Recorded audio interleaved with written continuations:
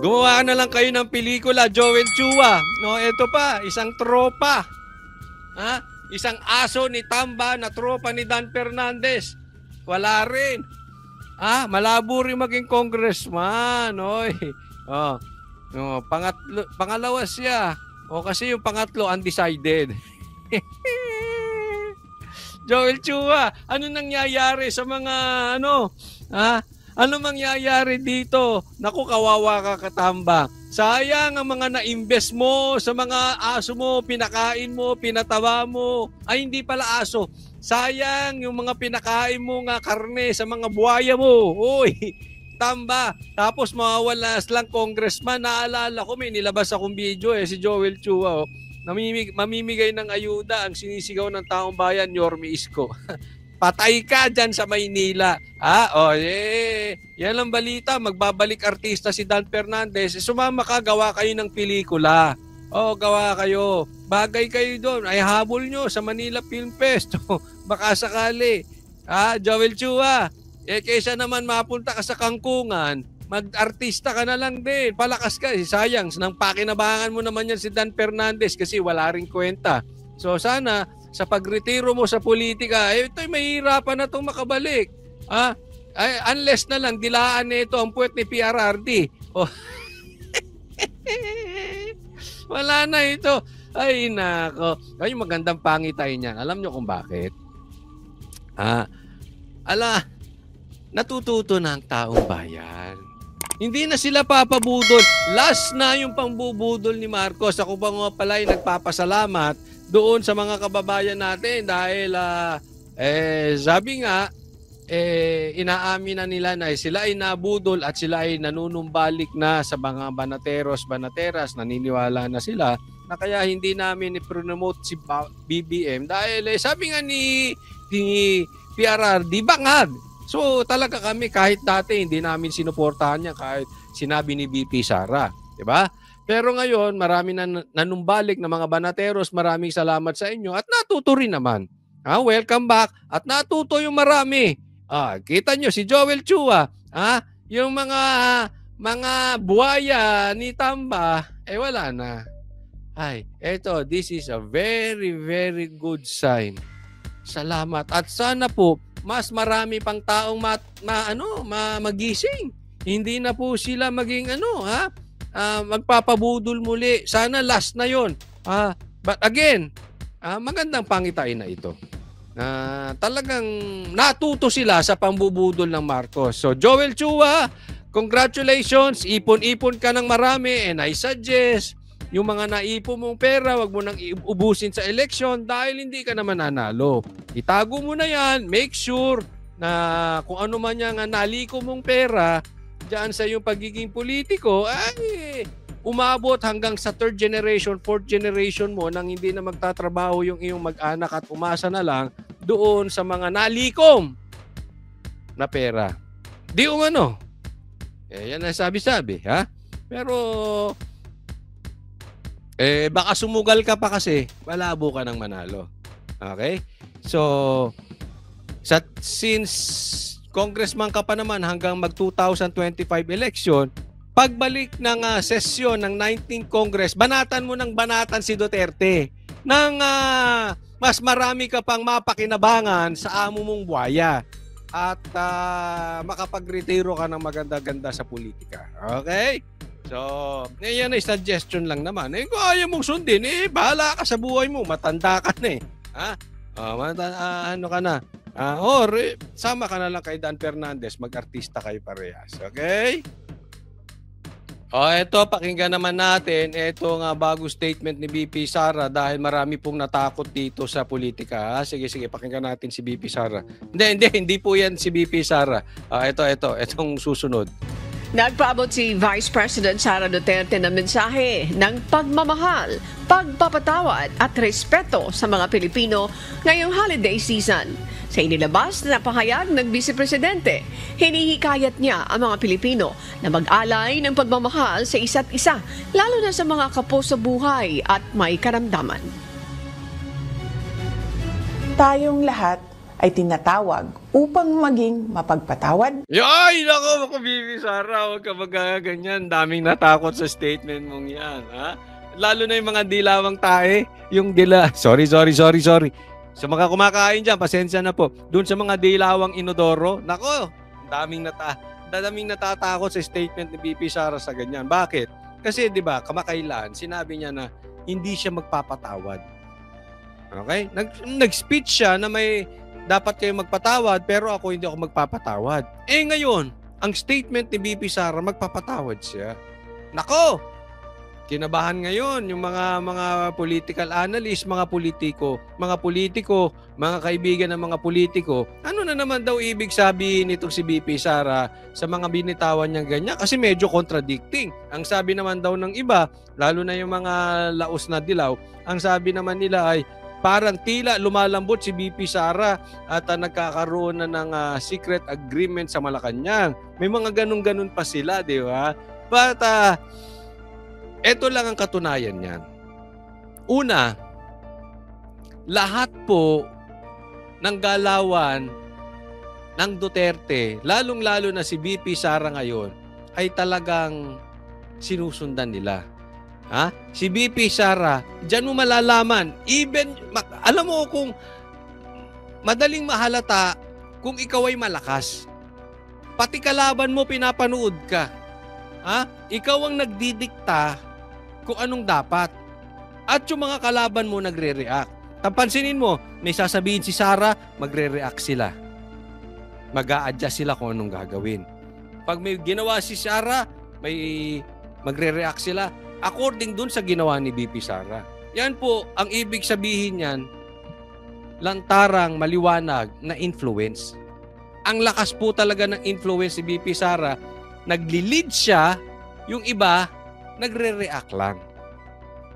Kaya, ang daming kumukuha nito ng, teka muna, ano na namang ibig sabihin ni BP Sara nito?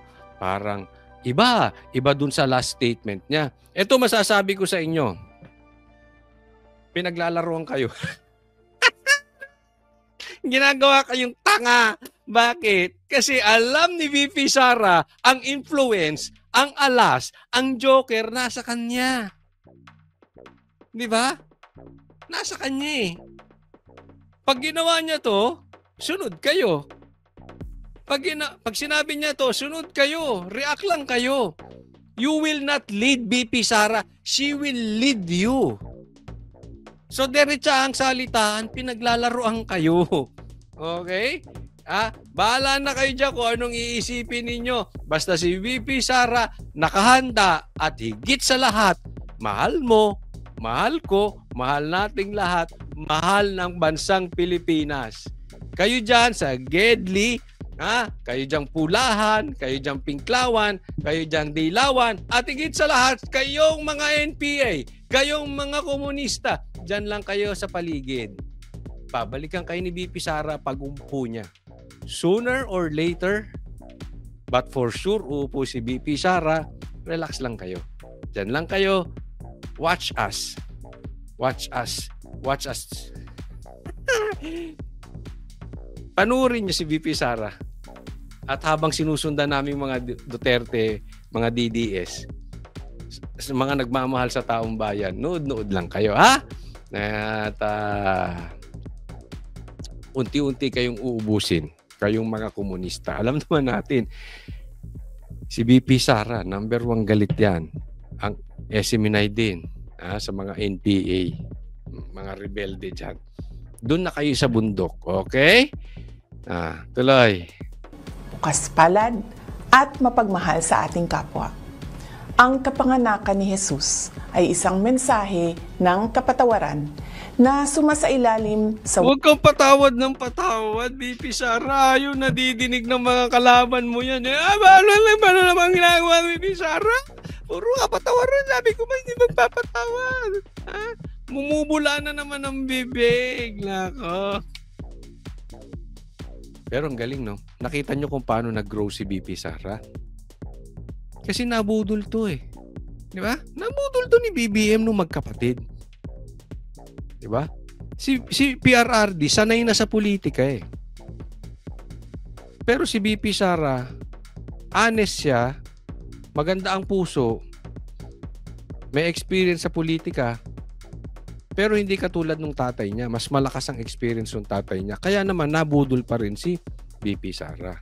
Dati ko pa sinasabi, even before nilang birahin si BP Sara, puro kapalpakan pa lang ang ginagawa ni Marcos. Sabi ko, maraming matututunan si BP Sara. Kasi ako naniniwala, si Sara ay matinong tao. Mapapansin mo at mapapansin niya yung mga kasamahan niyang bulok. At matututo siya ron. Yan na, natuto na siya. Hindi na siya nabubudol. Pansin nyo, hindi na siya nabubudol ni Amy. Diba? Hindi na. Dati nabudol eh. Si Amy nang budol dyan eh. Hindi na siya nabubudol ngayon. Anong karakas nakuha niya sa tatay niya? Pinaglalaruan na yung kalaban. Diba? Iba statement dito, iba statement doon. Pero yung mga tunay na DDS, alam natin nangyayari. Alam natin ang susunod. Diba? Huwag niyo sabihin hindi niyo alam. Diba? Alam natin. Walang kapantay na pag-ibig ng Diyos sa lahat. Gamitin natin ang kanyang halimbawa bilang inspirasyon sa ating pakikipagkapwa, lalo't higit sa ating pamilya at mga minamahal sa buhay. Binigyan diin niya ang kahalagahan ng pagpapatawad at pagiging bukas palad sa Ito namang broadcasted. Diniin pa yung pagpapatawad. Galit na galit nga sila dyan. Sabi ka magpapatawad.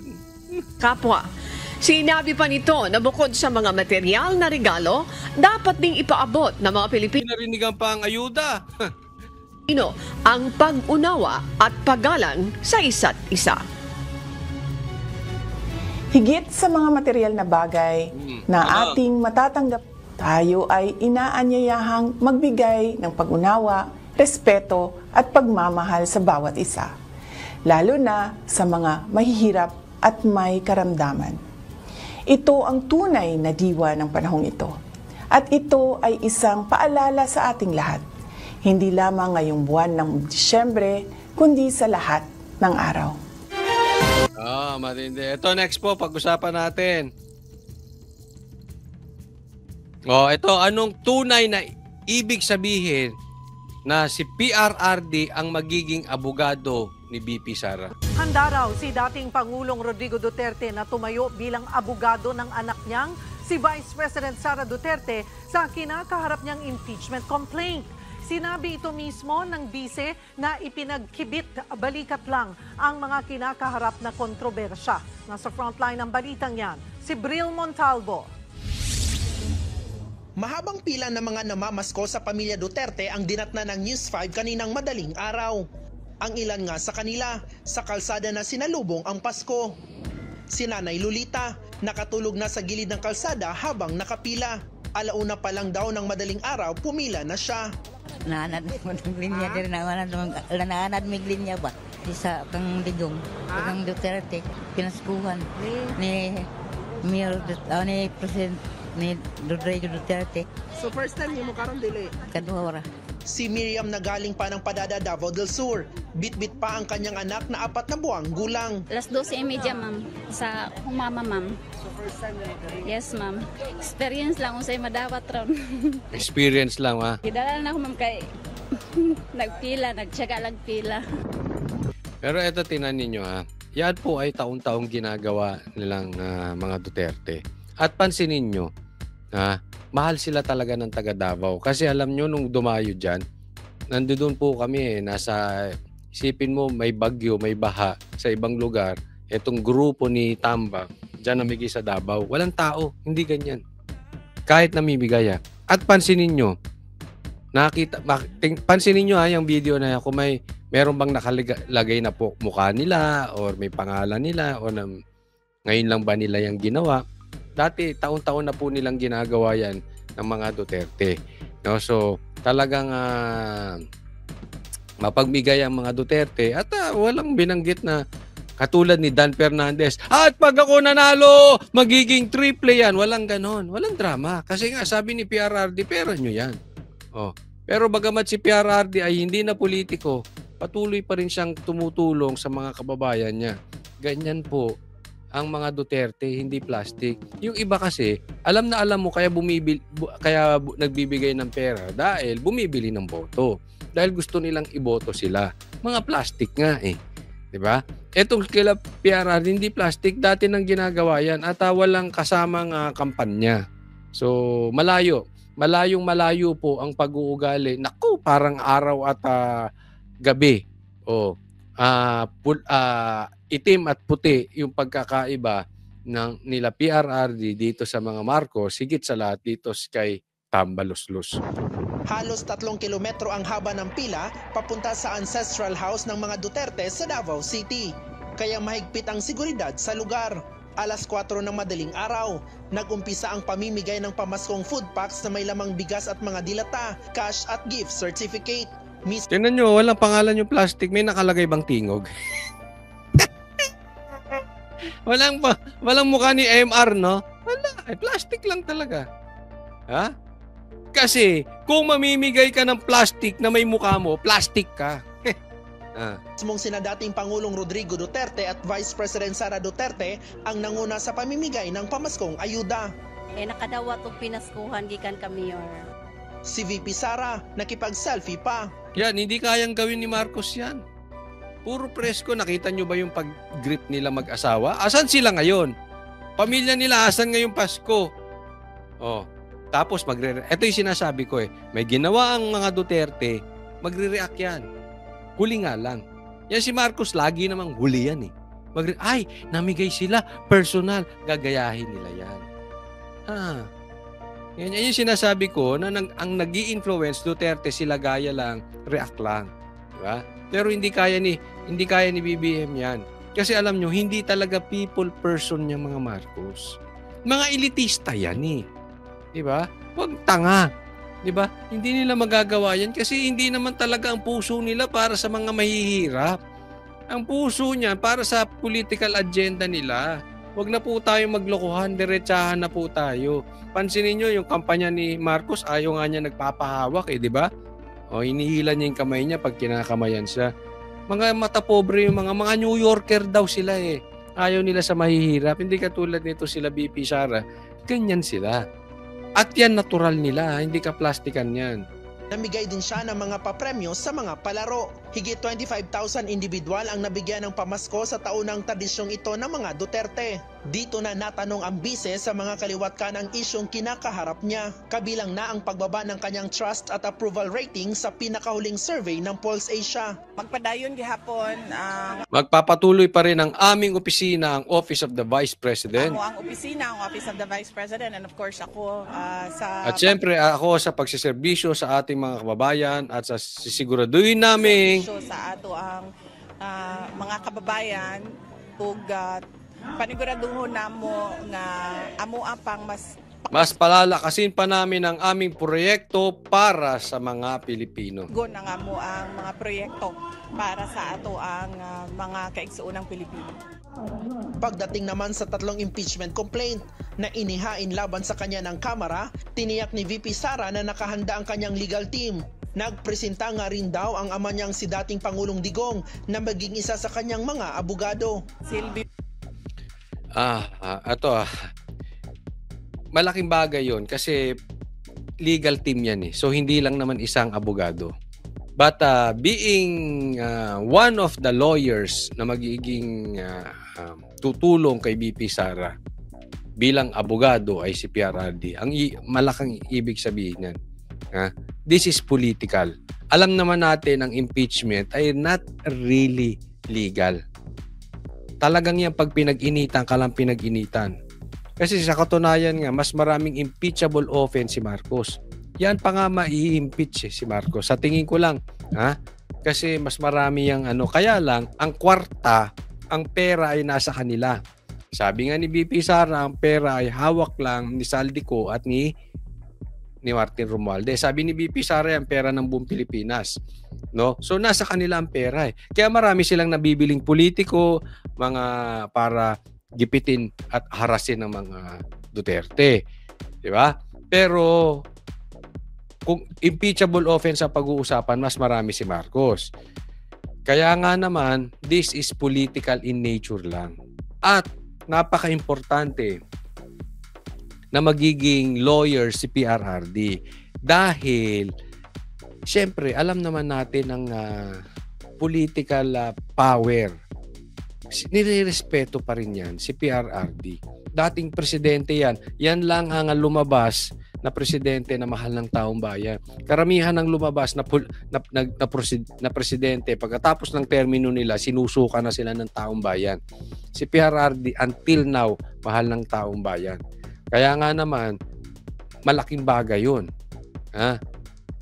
Ibig sabihin, this will be a fight really now. Kung matutuloy yung impeachment, this is political. Hindi lang po sila lalaban legally. Kasi alam nila, pagdating sa legal battle, panalo sila talaga eh. Kayang ipaliwanag ni BP Sara ang patungkol dyan. At meron siyang kapangyarihan at pagkakataon makapagpaliwanag pagdating sa kamera, pagdating sa impeachment. Hindi katulad dyan sa mga investigasyon ng mga tuwadcom na yan, hindi naman siya pinagsasalita. Pero dyan sa impeachment, pwede siya makapagsalita. Pwede sila makapag-reason out. But then again, hindi lang kasi nga yun legal lang. Malaking bagay dyan ng political. And, pansinin nyo, nung umattend si PRRD dito sa mga buhaya na ito, even sila natakot. Diba? Alam na ang lahat yan. Nag-iba ang tono nitong mga buhaya. Nabawasan ng pangil. Parang si Paduano lang ang laging galit. Pero kahit papaano, naduwag din to si Paduano, umatras din ng Yagbols. Bakit? Hindi nga siya nagtanong eh. Lagi lang siyang sigaw ng sigaw. Alam mo, ang taong sigaw ng sigaw lang at hindi naman makapagpaliwanag, wala namang utak yon. Siyempre kay PRRD, natakot siya. May utak eh. Abogado. Hindi niya pwedeng daanin sa sigaw-sigaw. Hindi yung nakapagtanong si Paduano. But in short, ang laki po ng magiging parte ni PRRD. Dahil nga, respetado siya. Even ng mga kaaway niya. Pansinin niyo, si Abante nga, lumapit pa sa kanya. Nagpa-picture pa. May picture pa sila. Ganun po ang influence until now ni PRRD. And good thing, this is a fight. So tayo mga Duterte, tayo mga DDS, suporta lang tayo, ha? Kalimutan na muna natin yung ating pagkakaiba-iba. Basta tayo, suportahan natin ang Duterte. Huwag po tayo maging swapang. This is not our fight. This is not about us. This is the fight of Duterte. Tulungan natin kasi pagka naman sila ay nanalo, ay tayo naman makikinabang kasi lalayas ang mga budol-budol sa Pilipinas. Sa kanyang mga abogado. He'll be one of the lawyers for all the cases. Mo yang ginaingon, and he's preparing his documents karon. He will be one of the lawyers of all the cases. Maganda yan. Ibig sabihin, actively ang participation ni PRRD ngayon kay BP Sara. Kasi pansinin nyo, dati sinabi niya, kaya niya yan. Kaya niyan, kaya ni Inday. Pero ngayon, hindi na. Lahat ng kaso, siya na magiging abogado. Nakakatuwa. Nakakatuwa dahil nagsisimula na po ang plano na ating narinig matagal na patungkol sa Duterte. Nagsisimula na po. And I'm excited because we all know 2025 is the year. Sa IBP so that he can sign as a lawyer of good standing. Muli rin siyang nanindigan na wala siyang nilabag na batas at walang ginagawang illegal sa paggasto sa confidential funds ng Department of Education at ng Office of the Vice President. Siyempre, sa makita nato karon na murag wala na may rule of law, no? So, pag naang kaso, amo alang yapong atubangon. Alam naman natin yan eh. Alam naman natin na walang kasalanan si BP Sara. Kita mo nga, ang laki ng confidential funds ni Marcos. Ang dami pa nga niyang impeachable offense. Walang yagbols. Walang tapang itong Quadcom na imbestigahan si Marcos. Alam natin political. Why? Bakit binabato ang Duterte? Malakas eh.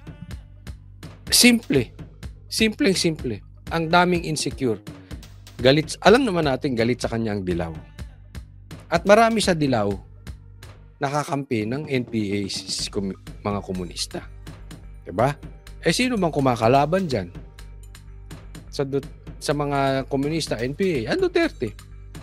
Maraming galit sa kanya. Na-addict.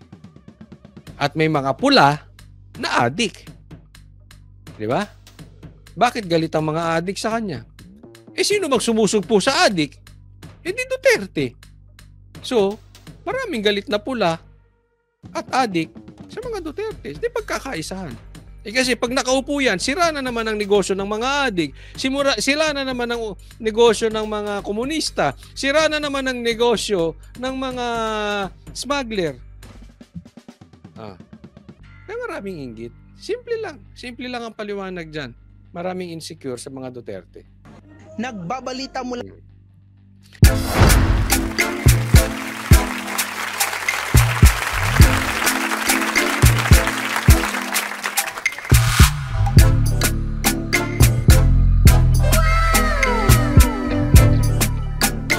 The next performance will start momentarily.